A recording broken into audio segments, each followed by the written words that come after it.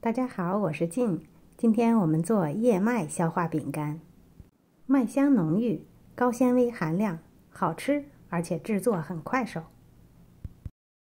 首先来处理燕麦，50克生的燕麦片，再加20克干果，核桃和花生都可以。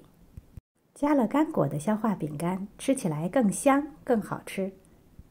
放入料理机中打碎，不需要打成面粉一样，保留细碎的颗粒，吃起来口感更好。打好后，再加入50克全麦面粉，同样也是带麸皮的全麦面粉。另外再加入25克低筋面粉，1.5克的盐，1小勺泡打粉，也就是4克。把这些干性的材料混合均匀，再加入20克红糖，没有红糖的也可以用白糖代替，和面粉混合在一起。55克黄油加热到半融化的状态，加入到面粉材料中，与面粉材料混合拌均匀。这时候的状态是湿润不成团的，所以额外加入15克牛奶。牛奶的量可以根据具体情况做适当的调整，只要混合能成团就可以了。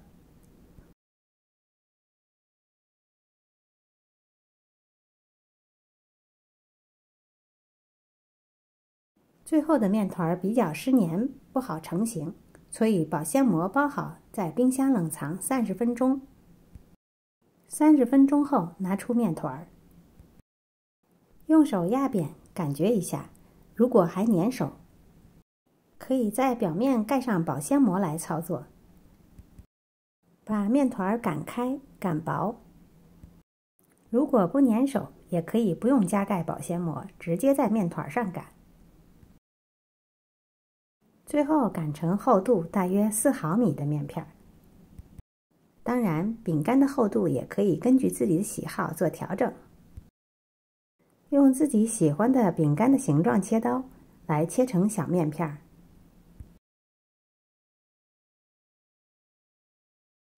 去掉边角材料，借助刮刀铲来提取面片，这样可以保持面片的形状。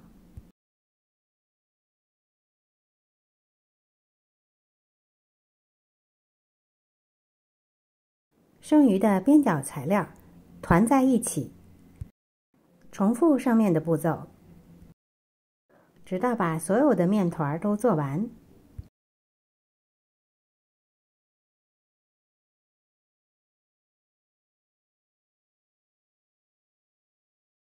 切好的面片间隔码入烤盘内。按照今天配方的量，我一共做了12个。最后用叉子在表面扎一些小孔。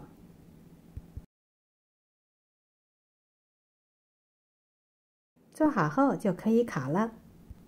烤箱要提前预热好，180度烤11到12分钟。如果你切得比较厚，那么适当的增加1-2分钟。出炉的饼干晾凉后就会变得又酥又脆。由于这款饼干是用了燕麦和全麦，所以吃起来是完全原始的麦香味儿。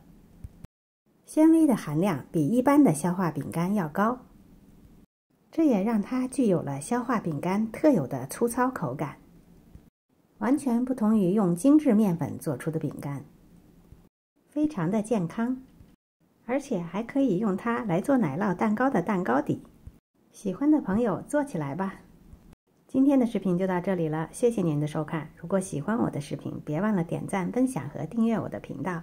我是静，我们下次再见。